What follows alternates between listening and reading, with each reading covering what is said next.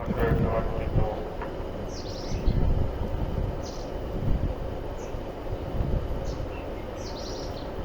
کے شروع سے لائن نمبر 6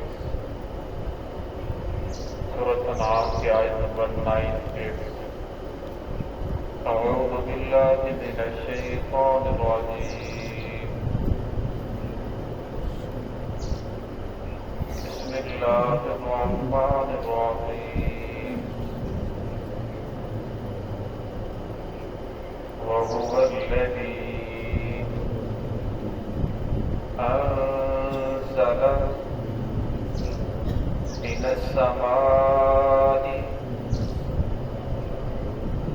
ماء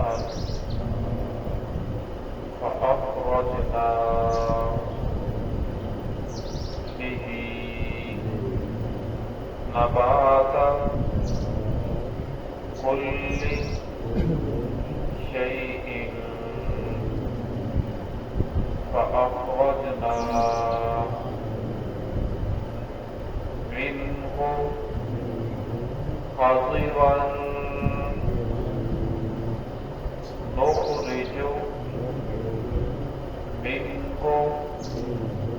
حبا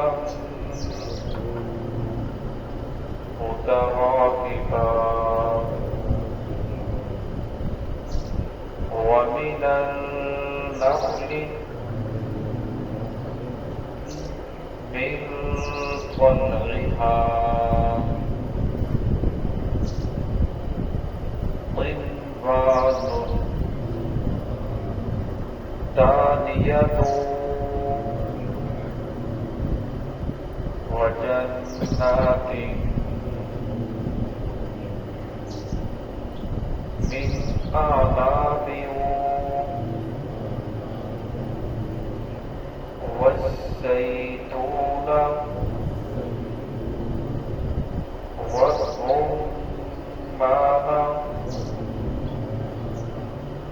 متشابها مشتبها وغير متشابه انظروا إلى ثمره إذا أثمر وينعم إن في ذلكم لآيات لقوم يؤمنون. بسم الله الرحمن الرحيم وهو الذي أنزل من السماء ماء فأخرجنا به نبات كل شيء فأخرجنا منه خضرا نخرج منه حبا متراكبا ومن النخل من طلعها قنوان دانية وجنات من أعناب والزيتون والرمان مشتبها وغير متشابه انظروا إلى ثمره إذا أثمر وينعم إن في ذلكم لآيات لقوم يؤمنون. وهو الذي أنزل من السماء ماء اور وہی ذات ہے جس نے نازل کیا آسمان سے پانی کو فأخرجنا به نبات كل شيء پھر ہم نے نکالا اس پانی کے ذریعے نبات كل شيء ہر قسم کے پودے فأخرجنا منه خضرا نخرج اور پھر ہم نے نکالا اس پانی کے ذریعے خاضرا سبزہ نخرج به منه حبا متراكبا پھر ہم نکالتے ہیں اس سبزے سے حبا دانے متراكبا تن بتن لگے ہوئے وَمِنَ النَّخْلِ مِن طَلْعِهَا اور کھجور سے بنتلیہ اور اس کے کعبے سے کنوان گچھے دانیہ جھکے ہوئے وجنات من اعناب اور اسی طرح باغ انگوروں کے وزیتون اور زیتون کے والرمان اور انار کے مشتبہ آپس میں ملتے جلتے وغیر متشابہ اور جدا جدا انظروا الی ثمرہ دیکھو پھلوں کی طرف اذا اثمر وینعی اور جب وہ پھل پک رہے ہیں اس وقت دیکھو ان فی ذلک بے شک اس میں نشانیاں ہیں لآیات لقوم یؤمنون ایمان رکھنے والے قوم کے لیے۔ گزشتہ آیات کے اندر اللہ رب العزت بندوں کو بار بار بٹھا رہی ہے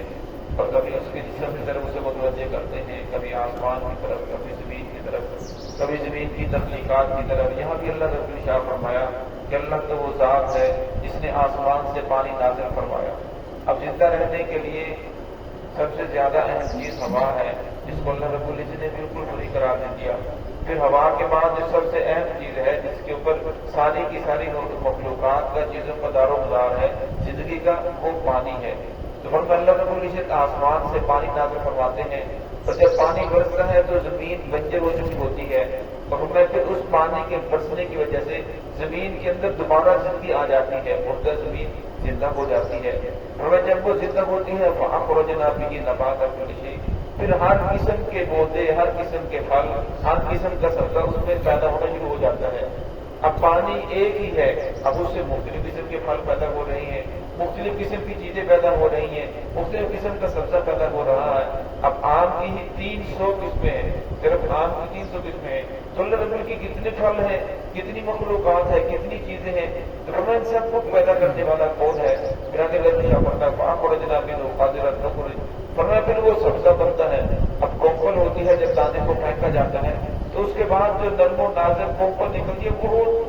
نرم ہوتی ہے اور کمزور ہوتی ہے، لیکن زمین کا سینہ پھاڑ کر باہر آتی ہے، پھر وہی کومپل بڑھتی بڑھتی آخر ایک پودا بن جاتا ہے، پھر اس پودے کے اوپر دانے آتے ہیں، اور پھر دانے بھی کچھ ایسے ہوتے ہیں جو ایک دوسرے کے اوپر تہ لگے ہوئے ہوتے ہیں، اور میں ایک دانہ پھینکا تھا پھر اسے اللہ رب اتنی زیادہ دانوں کو پیدا کروا دیتے ہیں متراکباً، فرمایا اوپر نیچے تہ بتہ لگے ہوئے، وَمِنَ النَّخْلِ مِنْ طَلْعِهَا، اور اسی طرح کھجور میں سے جس کے گچھے جو ہے وہ زمین کی طرف جھکے ہوئے ہیں۔ اب زمین کھجور کا اگر درخت دیکھا جائے تو وہ سیدھا لمبا ہوتا ہے، اس کا سایہ بھی بہت کم ہوتا ہے، لیکن ورنہ اس کے اوپر اللہ رب العزت اتنا زیادہ پھل لگاتے ہیں کہ اس کے گچھے جو ہیں وہ نیچے جو جھک جاتے ہیں، اپنے آپ کو برداشت نہیں کر سکتے۔ کنوان دانیت و جنات من اعناب، اور ہمیں اسی طرح اللہ رب العزت نے آپ کے لیے انگوروں کے باغات پیدا فرما دیے۔ اب انگور کی بیل اتنی کمزور ہوتی ہے کہ وہ اپنے آپ کو اٹھا نہیں سکتی، اس کو سہارا دینے کے لیے نیچے خیمے بنائے جاتے ہیں، لکڑیاں کھڑی کی جاتی ہیں، لیکن جب اللہ اس کے اوپر پھل لگاتا ہے تو اتنا زیادہ اس کا پھل ہوتا ہے اور اتنا خوبصورت، اتنا میٹھا ہوتا ہے۔ اور میں یہ سب کچھ کرنے والی ذات کون ذات ہے؟ اور میں ایک اللہ رب العزت کی ذات ہے، وہ زیتون، اور اسی طرح زیتون کا درخت ہے، اس کا پھل ہے، وہ رمان انار ہے، مشتبہ، اور میں آپس کے اندر ملتے جلتے بھی ہیں۔ کچھ انار جو ظاہری شکل دیکھی جائے تو آپس کے اندر ملتے جلتے ہیں، لیکن ایک ہی ٹہنی ہے، اس ٹہنی سے ایک انار توڑتے ہیں تو وہ میٹھا ہے، دوسرا توڑتے ہیں تو وہ کڑوا کھٹا ہے، اور اسی طرح ہر ایک کا ذائقہ مختلف ہے، اور میں اس کے اندر مختلف ذائقے ڈالنے والا اور اس کی رنگت کو تبدیل کرنے والا، کسی کے اندر سے رنگت صورت ہے، کسی کی سفید ہے، اور میں سب کچھ کرنے والی ذات کون ذات ہے؟ متشابہ وغیرہ مشتبہ وغیرہ متشابہ، انظروا الی ثمرہ اذا اثمر وینعی۔ یہاں اللہ نے یہ نہیں فرمایا کہ پھلوں کو کھا کر دیکھو، یہاں لفظ پھلوں کی طرف دیکھو، اذا اثمر وینعی، اس کے پکنے کی طرف دیکھو، کس طرح دانا ہوتا ہے، پھر کس طرح بڑا ہوتا ہے، پھر اس کے اوپر جوانی آتی ہے، پھر جوانی کے بعد پھر ایک وقت آتا ہے اس کے اوپر بڑھاپا آ جاتا ہے، پھر ختم ہو جاتا ہے۔ کھیتی ہے، ورنہ کھیتی پہلے چھوٹی ہوتی ہے، پھر بڑی ہوتی ہے، پھر وہ پک جاتی ہے، پھر ایک وقت آتا ہے وہ کھیتی ختم ہو جاتی ہے۔ اس طرح انسان کی زندگی ہے، بچپن ہوتا ہے، جوانی آتی ہے، پھر بڑھاپا آتا ہے، ختم ہو جاتا ہے۔ یہ انسان کی زندگی کی مثال ہے۔ تو اللہ یہاں بھی ارشاد فرماتے ہیں کہ اسی طرح اللہ رب العزت پودوں کو، درختوں کو، سبزے کو پیدا کرتے ہیں، اس کے اوپر بھی بچپن آتا ہے، جوانی آتی ہے، بڑھاپا آتا ہے، اور پھر اس کے اوپر اللہ رب العزت نے کیسے کیسے اس کے اوپر زمانہ گزرتا ہے، اور پھر اس کے اندر کیسا جب وہ مالک دیکھتا ہے تو کتنی خوبصورت لگتی ہے۔ ورنہ ایک کافر کے لیے صرف ایک دلکش منظر ہے، لیکن فرمایا ان فی ذالکم لآیات لقوم یؤمنون، ورنہ اس کے اندر نشانیاں ہیں ایمان والوں کے لیے، کافروں کے لیے نہیں۔ کافر کو تو ایک دلکش منظر لگتا ہے، لیکن جو ایمان والا ہے وہ سوچتا ہے جس طرح یہ کھیتی تھی، یہ درخت تھا، اس کا بچپن تھا، جوانی تھی، پھر بڑھاپا آیا، یہ ختم ہو گیا، اب اس نے پھانس دینا چھوڑ دیا، مالک اسے کاٹ دیتا ہے، یہ ویسے ہی وہ خوشک ہو جاتا ہے۔ فرمایا اس طرح انسان کی زندگی ہے، بچپن ہے، جوانی ہے، بڑھاپا آتا ہے، ختم ہو جاتا ہے، فرمایا ایمان والا اس سے سبق حاصل کرتا ہے، اور فرمایا یہ ساری کی ساری نشانیاں بھی ایمان والوں کے لیے ہے۔ دعا ہے کہ اللہ رب العزت ہم سب کو صراط مستقیم پہ چلنے کی توفیق عطا فرمائے۔ بسم اللہ۔